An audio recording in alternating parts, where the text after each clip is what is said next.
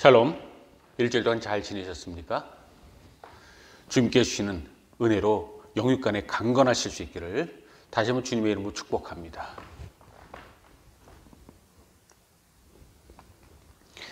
미국의 실전신학 교수이자 원 패션 미니스터리의 창립자인 스티븐 로스는 성경을 읽을 때 물어야 할 5가지 질문에 대해서 정의한 적이 있습니다.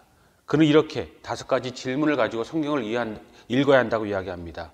첫 번째로, 순종해야 할 명령이 있는가? 순종해야 할 명령이 있는가? 그 가운데 성경을 보라는 것입니다. 두 번째, 따라야 할 예가 있는가? 이그젬플, 본보기가 있는가를 보라는 것입니다. 세 번째, 주장하신 약속이 있는가? 하나님의 약속을 보라는, 그 가운데 질문하라는 그러한 하나님의 질문이십니다. 네 번째, 피해야 할 죄가 있는가? 죄를 가지고 하나님 앞에 들어갈 수 없습니다. 우리 죄를 떨어버릴 것이 성경을 읽는 바른 자세라고 이야기합니다. 다섯 번째, 지켜야 할 원칙이 있는가? 하나님 우리에게 원칙을 세우기 원합니다. 임시방편이 아니라 그냥 우리에게 있어서 꼼수를 부리는 것이 아니라 삶의 진정한 원칙과 기준을 세우길 바라시는 것이 우리 하나님이라는 뜻인 것입니다. 그 가운데서 오늘 세 번째, 우리에게 주장하신 약속이 있는가? 약속에 관하여 이사야 14장을 통해서 하나님 말씀 우리가 묵상하고 그 가운데 계신 하나님의 뜻을 살펴보고자 합니다. 지난주에 말씀드린 것처럼 이사야서 13장부터 21장까지는 열방에 대한 예언이 선포되어지고 있습니다. 그 당시에 모든 열국의 모든 상황을 보면서 앞날을 내다보면서 7장부터 13장까지가 이스라엘 회복을 위한, 유다의 회복을 위한 아수르의 멸망에 집중한 이스라엘에 관한 예언이었다면 14장부터는 바벨론을 필두로 해서 주변에 있는 모든 나라들과 열방 등에 대한 하나님의 예언과 선포, 그리고 하나님의 열방을 향한 주권을 이야기하고 있다라고 해도 과언이 아닙니다. 그러므로 오늘 하나님께서 우리에게 주신 모든 뜻 가운데 13장, 14장을 우리가 보면서 바벨론의 멸망 부분을 보는데 그 가운데 하나님의 뜻이 무엇이고 우리에게 주신 하나님의 교훈이 무엇인가, 이 말씀을 우리가 깨닫고 그 가운데 우리 삶을 재정립해 보자라는 것이 오늘 말씀의 키 포인트입니다. 14장, 우리가 오늘 1절부터 5절까지 말씀을 우리가 본문 말씀으로 잡았는데 13장부터 14장까지 사실은 말씀이 끊어지지 아니합니다. 그리고 계속 연결되어 가는 가운데 이사야는 하나님의 구원을 향한 이스라엘 회복이라는 그 찬양을 우리에게 선포하고 있고 여호와의 날을 노래하고 있습니다. 그러므로 그 가운데 우리에게 주어진 말씀은 그 가운데 미닝을, 팩트보다는 미닝을 더욱더 우리가 깨닫는 것이 더욱더 중요하다고 볼 수가 있고, 그 구조 가운데 우리에게 어떤 하나님의 큰 틀이 있는가를 바라보는 것이 말씀에 대한 그러한 정확한 해석이 될 것입니다. 그러므로 1절부터 4절까지 말씀과 4절 이하의 말씀을 둘로 나누어서 우리가 14장을 구분할 수 있는데, 1절부터 4절까지의 말씀은 환상을 통한 소망이라는 것입니다. 무슨 말인가 하면 주님께 주시는 비전을 가지고 이스라엘의 회복을 노래하는 그 비전을 노래하고 찬양하고 믿음을 보이는 것이 이사야의 선포고, 너희들은 하나님께서 선택하신, 우리들은 회복될 것이고 반드시 하나님의 약속이 이루어질 것이다, 소망을 향한 선포와 비전을 이사야가 하나님의 뜻 가운데 분명하게 선포하고 있습니다. 그리고 4절부터 21절까지 말씀은 애가 형식을 띠고 있습니다. 그런데 존 오스왈트나 이 구약의 모든 학자들 가운데 우리에게 이야기하는 보수적인 모든 학자들의 이야기는 우리에게 이런 이야기를 합니다. 존 오스왈트나 알렉 모티어가 분명히 이야기하고 있는 것은 애가 형식은 맞고 이것은 절름발이 구조를 가지고 있다. 즉 첫째 연이 둘째 연보다 3분의 1이 더 길어서 앞뒤 균형이 맞지 않는 특이한 문학 구조를 가지고 있지만 정확한 그 미닝은 바벨론의 멸망이 있지 않다는 것입니다. 물론 바벨론의 멸망이 이스라엘의 소망이겠지요. 그러나 분명한 뜻은 바벨론의 멸망 정도로, 그리고 이스라엘이 돌아오는 정도로 그냥 옛날의 옛 회복 정도로 이야기가 진행되고 그 하나님의 큰 뜻이 선포되고 있는 것이 아니라 바벨론의 멸망은 열방 중에 누가 패권을 잡고 누가 망하느냐에 관심이 있는 것이 아니라 하나님의 뜻은요, 바벨론의 멸망을 통한 하나님의 약속의 성취, 미리 약속하신 구약의 모든 약속을 이루시는 하나님의 뜻. 그래서 이스라엘의 모든 구원은 바벨론의 멸망과 함께 더욱더 확실한 하나님의 뜻은 이스라엘의 약속이 이루어진다라는 그 선포를 이야기하는, 그 구원을 이야기하는 구원의 노래라는 것이고, 그 가운데 바벨론이 아수르처럼 단지 도구로 쓰임받는다는 것입니다. 그리고 두 번째, 우리가 기억할 그 말씀과 그 뜻은 4절 이하는 이 애가 형식을 띠고 있다라고 이야기했는데, 이것에 대해서 이 존 오스왈트는 용이 주도한 애가 형식을 갖춘 조롱이다 라고 이야기하고 있습니다. 용이 주도한 조롱, 그렇습니다. 바벨론의 멸망을 슬퍼하는 것이 아니라 오히려 바벨론을 비웃고 조롱하고 오히려 손가락질하고 그들의 위대함이, 그들의 잘남이, 그들의 교만이 어디 있고 어떻게 그들이 꺾여졌고 그들이 이 세상에서 또 스올, 저 지옥에서도 얼마나 불쌍한 위치에 서 있는가를 분명히 이야기하고 있다는 것입니다. 그러므로 이것은 1절과 4절 말씀과 정확하게 일치됩니다.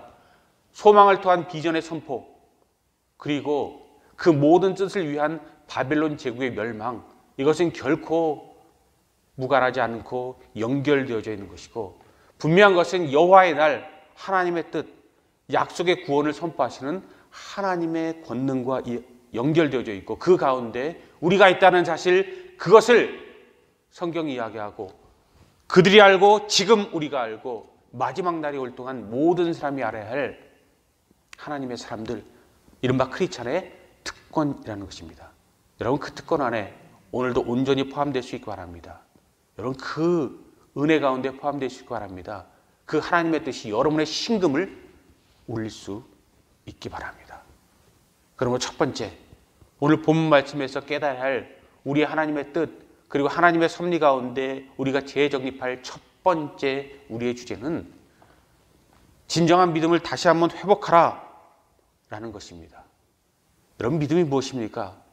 구구절절 이야기하지만 믿음이 무엇인가라는 것이 이야기할 때 여러 각도로 이야기할 수 있지만, 오늘 말씀과 연결해서 믿음이 무엇인가라는 것은 그 반대말을 우리가 살펴봄으로써 다시 한번 믿음을 정립해 보고자 합니다. 믿음의 반대말은 조급함이다 라고 첫 번째로 이야기할 수 있습니다. 우리가 믿음을 선포하지 못하는 것은 조급함 때문입니다. 기다리지 못함 때문입니다. 인내하지 못함 때문에 오늘 죽게 되었습니다 라고 엘리야처럼 이야기한다는 것이죠. 그런데 그것이 과연 옳으냐라는 것이고, 우리 삶의 교훈이고, 우리가 조급해서 하나님의 뜻을, 우리 뜻을 이룬 적이 있냐라는 것입니다. 옛날 이야기 중에 황금알을 낳는 거위라는 그러한 이야기가 있습니다. 황금알을 낳는 수탉, 여러 가지 버전으로 이 말씀이 옛날부터 내려오는 이야기라고 이야기됐지만, 이것은 이솝우화에서 그 근거를 두고 있습니다. 결론은 간단합니다. 어느 한 농부가 참 운이 좋게도 매일 황금알을 낳는 거위를 손에 넣게 되었다는 것입니다. 그래서 그 황금알로 인하여서 점점 부유하여지고 그 삶에 행복이 깃들었다는 것입니다. 더욱더 부자가 되고, 부자는 다른 아무 일도 하지 않아도 매일매일 황금알로 인하여 더욱더 부유한 삶을 살아가게 됩니다. 그런데 인간이 어떻습니까? 탐욕이 끝나지 않게 되고 이 주인도 탐욕에 빠지게 됩니다. 어느 날 문득 생각합니다. 매일매일 황금알을 낳는 저 거위, 매일매일 조금씩 내 부가 늘어나지만 저 배를 갈라서 그 속에 있는 알들을 한꺼번에 꺼내서 한꺼번에 부자가 되고 그 부를 가지고 평생 살아야 되겠다라는 그런 생각을 하게 됩니다. 그리고 어느 날 칼을 들고 마침내 황금알을 낳는 거위의 배를 가릅니다. 어떻게 되었겠습니까? 그것이 황금이 가득했을까요? 이솝우화는 이렇게 이야기합니다. 그 속에 아무것도 있지 않았다. 이렇게 이야기가 끝나게 됩니다. 이것은 많은 우리 인간의 조급함, 욕심, 탐욕에 대한 이솝의 그런 교훈이고 또 성경이 우리에게 주는 교훈이기도 하다고 저는 믿습니다. 그렇습니다. 우리가 믿음을 갖지 못하는 이유는 자꾸 조급해져서 내 뜻대로 이루고자 하는 그런 마음이 하나님보다 앞서가는 마음이 우리에게 있어서 믿음을 갖지 못하고 또 하나님의 뜻을 거스르고 하나님의 뜻을 망치게 되어지는 것이고 그러므로 인하여 이스라엘에게도 바빌론 포로가 그리고 그 이후에 많은 고통이 계속 반복되고 있다는 것입니다. 그러므로 하나님 우리에게 말씀하십니다. 조급함을 버리라. 그렇습니다. 믿음을 갖기 위해서는 바벨론 포로와 승리의 선포를 하기 위해서는 오늘도 우리에게 조급함을 버려야 될 줄 믿습니다. 그리고 두 번째 믿음의 반대 요소는요. 완벽주의를 볼 수가 있습니다. 이스라엘은 이 모든 것을 통하여 완벽한 주님의 구원이라는 것을 선포하고 이야기하기 원했고 이 하나님의 뜻보다 더욱더 앞서 나가는 완벽주의를 보였습니다. 그리고 혹시 역사적으로 시오니즘이라는 그런 이야기로 선포되어졌습니다. 1절, 2절 말씀을 보십시오. 시오니즘이 이루어지는 것처럼 보입니다. 14장 1절, 2절은 어떻게 이야기합니까? 이스라엘이 회복되어지겠고 옛날로 돌아가는 정도가 아니라 그 이상이다라고 이야기하면서 주변에 있는 모든 나라와 민족들이 이스라엘과 연합하게 될 것이다. 연합국이 되어서 더욱더 이전보다 강대하게 될 것이고 이전에 이스라엘을 부리던 노예로 부리던 나라들을 이스라엘이 다스리게 될 것이다. 그들이 오히려 이스라엘에게 종 생활을 하게 될 것이다. 그러므로 시오니즘과 이스라엘의 모든 유대인들, 모든 사람들은 이것은 완벽한 이스라엘의 모든 열국의 주인이 되는 그 자리, 왕이 되는 그 자리를 꿈꾸고 시오니즘을 일으켰습니다. 그런데 여러분 결과가 어떻습니까? 이스라엘이 모든 나라의 위에 서 있고 모든 나라들이 복속했습니까? 지금 미국이 주장하는 나라가 되어지고 이스라엘은 미국과 좋은 관계를 가지고 있지만 이스라엘이 세상을 좌지우지하고 있는 그런 날은 이루어지지 않았습니다. 본문 말씀으로 한정해서 들어가서 생각해 보기 원합니다. 바벨론 포로 70년이 끝나고 나서 바벨론의 멸망이 일어나고 나서 이 1절, 2절 말씀이 그대로 이루어졌냐? 라는 그런 역사를 한번 돌아봐도 이것은 그대로 이루어지지 않았습니다. 이스라엘이 돌아왔지만 고레스의 칙령으로 바벨론에서 기적같이 돌아왔지만 주변에 있는 모든 국민들이 합쳐져서 이스라엘의 거대한 제국을 이룬 적이 없습니다. 그리고 이 바벨론 제국이나 페르시아 제국이나 아수르 제국이나 이스라엘에게 와서 종노릇한 것은 더욱이 없습니다. 그러므로 그 학자들은 혼란에 빠졌습니다. 이것은 거짓말인가? 이것은 그냥 단지 좋게 하자는 희망 고문인가? 그리고 바벨론 왕이 본문에 보면 몰락한다고 이야기했는데 역사적으로 이 몰락한 바벨론 왕이 구체적으로 누구인가? 그것까지 찾는 역사적인 고증으로 넘어갔습니다. 그런데 그런 모든 역사적인 사실이 일어나지 않았습니다. 구체적으로 바벨론 왕들을 들어서 스스로 자기가 바벨론 왕이라고 이야기했던 그 왕들까지 포함해서도 이 모든 이사야서 14장에 이야기된 그 구체적인 왕은 역사적으로 증명되지 않았고 어떤 왕도 완벽하게 들어맞는 그런 사람이 없었습니다. 그러므로 틀린 것인가? 성경이 이 모든 것을 잘못 이야기하고 있는 것이고 희망 고문인가? 그래서 자유주의 학자들은 이 모든 말씀을 단지 이스라엘의 희망의 선포라고 생각하고 이것을 빼버리는 그런 경향도 있었고 이거에 대해서 이야기하지 않는 그런 경향도 있었습니다. 근데 여러분, 주님의 뜻이 무엇일까요? 우리 모든 인생은 미스터리와 같습니다. 인생의 모든 것이 우리 뜻대로 이루어지지 않고 정말 한 치 앞도 바라보지 못하고 어떤 게 우리에게 득이 되고 어떤 게 우리에게 손해가 될지 우리는 알지 못합니다. 당장 과거에 어떤 일이 우리에게 어떤 영향을 미칠지, 현재의 우리의 모든 것이 내일 어떤 영향을 미칠지, 우리 손에 쥔 것이 우리에게 득이 될지, 우리 손에 쥔 것이 우리에게 해가 될지 우리는 알지 못하는 그런 가운데 있습니다. 그런데 여러분, 하나님은 하나님이십니다. 하나님이 하나님 되게 하라는 말씀은 단지 우리에게 있는 모든 권위를 양도하라고 그분에게 무릎 꿇라라는 것을 이야기하는 정도로 그치지 않습니다. 이스라엘의 회복이 옛날 이상의 무언가 플러스 알파로 이야기되어지고 하나님의 새로운 날을 선포하는 것처럼 이스라엘 회복은요, 이사야의 뜻은요, 바벨론 왕 누구 때 이 모든 것이 이루어지느냐, 특정인을 이야기하고 특정 국가를 이야기하는 그런 곳에 있지 않습니다. 이사야의 특징이 무엇이라고 말씀드렸습니까? 구원을 통한 하나님의 찬양.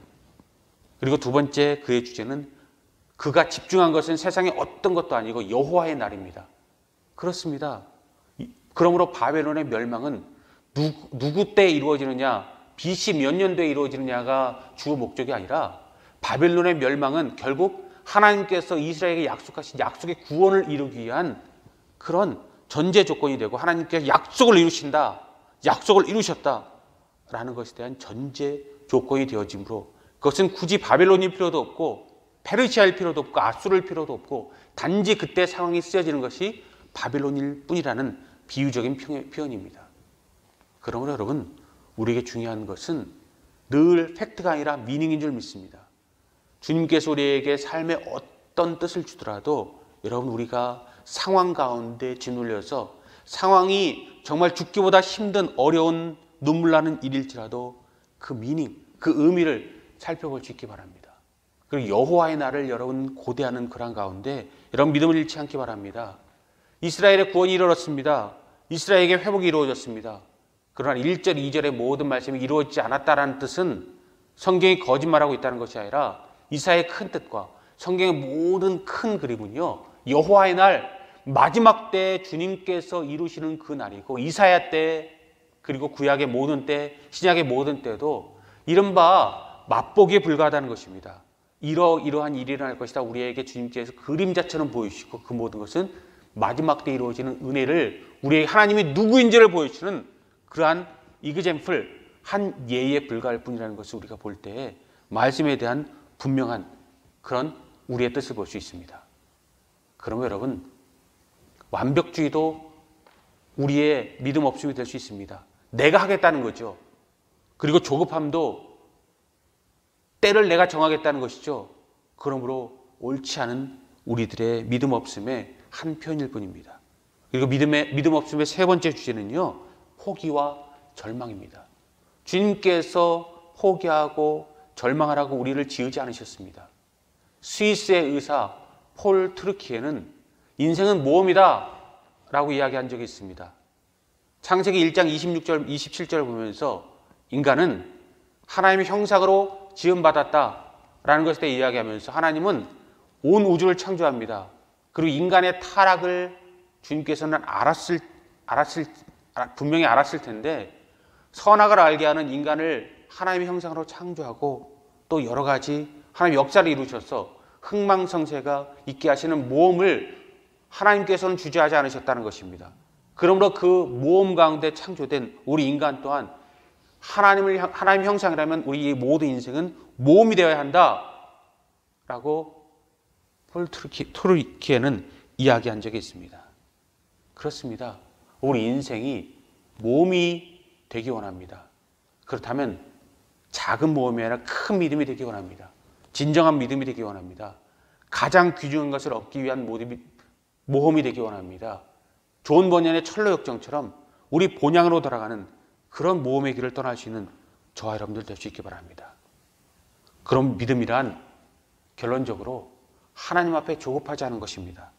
내가 무엇인가 하겠다는 완벽주의를 하나님 앞에 믿음으로 색칠하지 않는 것입니다. 포기하고 절망하고 또 다른 것과 타협해서 하나님을 다른 것과 섞어버리는 것은 믿음이 아니라는 것을 볼 수가 있습니다. 그러므로 그 모든 것으로 우리가 하나님 앞에 드려지는 역사를 이룰 수 있기 바랍니다. 두 번째 우리에게 주는 교훈은 다시 한번 하나님께서 우리에게 하심으로 착각을 벗어나라는 것입니다. 그렇습니다. 제가 보는 구약의 이사야 주석 중에서 두 기둥을 제가 존 오스왈드와 알렉 모티어라고 말씀드렸는데, 알렉 모티어는 이 본문에서 이스라엘에 두 가지 착각이 있었다라고 이야기합니다. 이스라엘의 완전한 회복에 대한 그림이 그려지지 못하는 것을 보고 이스라엘의 과거와 그들의 현재와 미래적인 착각에 대해서 이야기합니다. 과거에도 이스라엘 회복에 대한 착각이 있었다는 것입니다. 언제요? 다윗과 솔로몬 시대에. 다윗 왕국이 이루어지고 솔로몬의 완벽한 세상의 중심이 되는 그 시대에 하나님의 약속의 말씀이 완벽하게 이루어졌다고 다윗도 솔로몬도 착각한 적이 있었다는 것입니다. 그 착각이 착각으로 보여지지 않을 정도로 이스라엘의 최전성기입니다. 그런데 그것도 우리에게 장차 주실 여호와의 날과 비교해서는 그저 그림자에 불과할 뿐이고, 이것은 다윗과 솔로몬의 착각이다. 단지 하나님께서 우리에게 장차 주실 영광의 그림자에 불과할 다윗과 솔로몬의 착각, 미스테이크라고 알렉 모티어는 단호하게 선포합니다. 그리고 두 번째, 현재적으로 그러므로 1절과 2절의 모든 말씀의 완성도 이스라엘은 박수치고 노래할 일이지만 이것도 하나님의 모든 것을 보면 그저 단지 100분의 1, 1000분의 1, 만분의 1 중에 불과할 뿐이라는 것이고요. 지금 우리가 당하는 모든 일도 우리의 모든 세상의 섬과 세상의 무너짐과 교회의 섬과 교회의 어떤 의미에서 교회의 무너짐도 모든 것의 과정일 뿐이지 결과가 결코 될 수 없다는 것입니다. 그러므로 착각에서 벗어나라. 미혹에서 벗어나라. 지난주에 제가 말씀드렸는데 늘 우리 가운데 착각에서 벗어나야 합니다. 우리 내부적인 착각, 선입견과 그 우리의 주관에서, 우리의 고집에서 벗어나야 할 것이고, 세상을 보는 눈에서 주님의 뜻을 보는 눈으로 변화해야 될 것이고, 성경 말씀에 점차적으로 완성되어져가는 하나님의 뜻 가운데 어느 시점을 딱 찍어서 그 점이 하나님의 뜻이라고 착각하지 말라는 것입니다. 여러분, 인생의 가장 최고의 전성기를 보내고 있습니까? 하나님 앞에 감사할 수 있기 바랍니다. 근데 반대로 여러분, 인생의 최악의 시간을 보내고 있습니까? 시한부 인생을 여러분 선고받아서 살 날이 며칠 남지 않았습니까? 최악의 교통사고로 끔찍한 일이, 후유증이 여러분들을 괴롭히고 있습니까? 물질적인 것이 여러분을 괴롭히고 있고, 영적인 것이 여러분을 괴롭히고 있고, 삶의 모든 것이 눈물 나게 하는, 밤에 잠이 오지 않게 하는 공황장애로 여러분들을 몰고 가고 있습니까? 이제 끝이다라고 이야기하고 진정 오늘 눈을 감으면 끝날 것 같습니까? 근데 여러분, 그럴 수도 있지만 그렇지 아니할 수 있습니다. 인생의 모든 과정과 결과를 누가 합니까? 세옹지마, 우연히 얻은 모든 이득이 손해가 될지 이득이 될지 아무도 모르는 것처럼 지금 죽게 되겠다고 눈물 흘리고 지금 눈을 감아도 주님께서 우리를 부르기 전에는 우리는 모든 것이 우리 스스로 끝을 낼 수 없습니다. 다시 눈을 뜨게 됩니다. 다시 호흡을 하게 됩니다.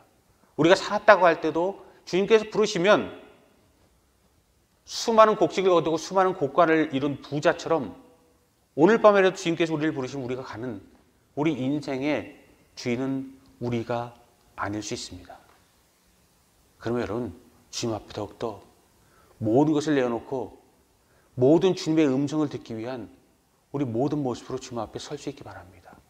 그리고 선포할 수 있기 바랍니다. 우리에게 비가 내리고 눈이 내리고 햇빛이 우리에게 창창하고 봄, 여름, 가을, 겨울 가운데 희노애락이 우리에게 있을지라도 우리의 마지막까지 우리 삶에서 분명히 기억할 것은 주님께서 부르실 그날까지 우리 인생은요, 현재 진행형일 뿐입니다. 그렇습니다. 저 여러분은 현재 진행형입니다. 제 나이가 많거나 제 아들이 나이가 적거나 100세가 넘는 집안에 어르신이 있거나 또 어린아이가 있거나 누구에게나 있어서 삶은 어느 정도 지났다가 아니라 단지 현재 진행형이냐 마침형이냐 그 둘 중에 하나일 뿐입니다. 그러면 여러분, 하나님을 기억하십시오. 그리고 은혜 가운데 바로 서시고 우리 가운데 모든 어려움이 있을지라도 하나님 앞에서 꺾이지 않는 기상을 보일 수 있기 바랍니다. 한국 국가대표의 월드컵 모토가 꺾이지 않는 마음, 참 멋있는 그러한 모토다라고 생각했습니다. 그것보다 더 이상의 꺾이지 않는 기상, 표상, 하나님 백성의 그러한 웅대한 믿음, 세상 사람도 그 정도인데 그 이상의 것을 우리가 주님 앞에 세울 수 있는 하나님의 사람들 될 수 있기 바랍니다. 그리고 마지막으로 그래도 우리 가운데 비가 내리는 날, 은혜의 날을 만나거든 주님을 더욱더 묵상하고 주님의 품에 안기라는 것입니다. 그렇습니다. 우리는 영원한 아버지가 있습니다. 우리를 품어주실 그분이 있고 그분은 오늘도 우리에게 손을 벌리고 있습니다.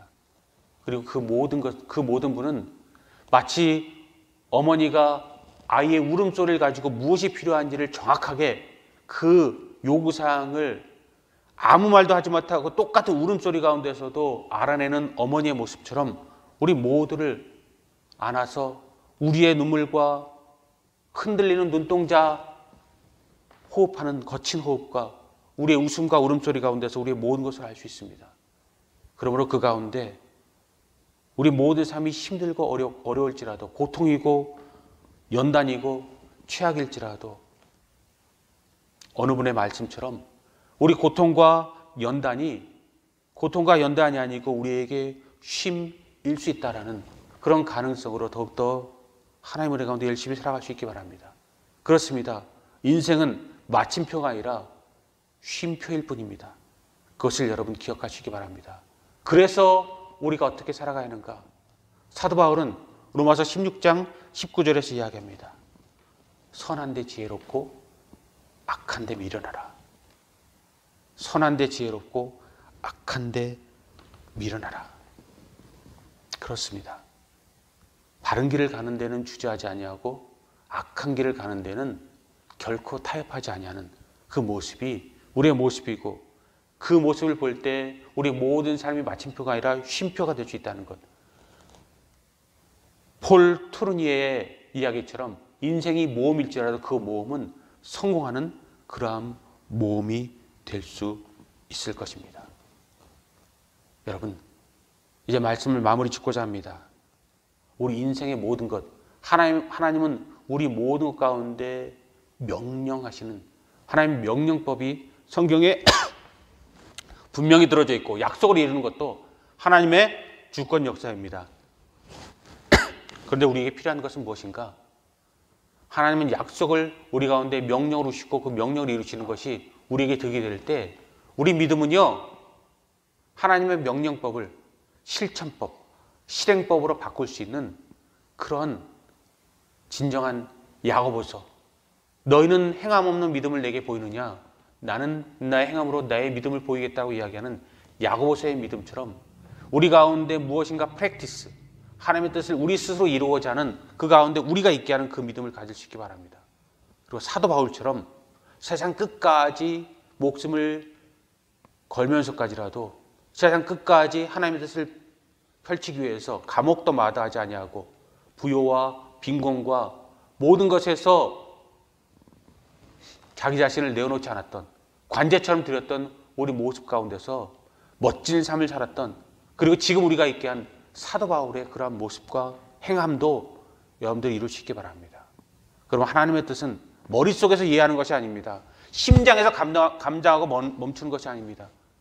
손과 발에서, 우리 입술에서, 우리 행동에서, 우리 가정에서, 우리 삶에서, 나와의 싸움에서, 남과의 싸움에서, 교회 생활에서, 그리고 우리의 모든 자녀들을 향한 미래적인 모든 싸움에서도 실천의 영성으로 더욱더 하나님 앞에 드려줄 수 있길 바랍니다. 여러분, 저희 오늘 모든 말씀은 여러분이 잘 아는 말씀으로 마무리 지어볼까 합니다. 성경책을 한번 펴보시겠습니까? 이사야서 41장 10절 말씀, 너무나도 잘 아는 말씀, 우리가 외울 수도 있지만 우리가 오늘은 성경책을 찾아서 함께 봉독하고 말씀을 마무리 지어볼까 합니다. 구약 1016페이지 이사야서 41장 10절입니다. 우리 함께 봉독하시겠습니다. 두려워하지 말라, 내가 너와 함께함이라. 놀라지 말라, 나는 내 하나님이 됨이라. 내가 너를 굳세게 하리라. 참으로 너를 도와주리라. 참으로 나의 의로운 오른손이 너를 붙들리라. 한 번 더 하시겠습니다. 두려워하지 말라. 내가 너와 함께함이라. 놀라지 말라. 나는 내 하나님이 됨이라. 내가 너를 굳세게 하리라. 참으로 너를 도와주리라. 참으로 나의 의로운 오른손으로 너를 붙들리라. 여러분 기억하십시오. 여러분이 아닌 하나님을 기억하십시오. 하나님은 약속을 이루십니다. 그 약속의 자손 될 수 있기를 주님의 이름으로 축복합니다.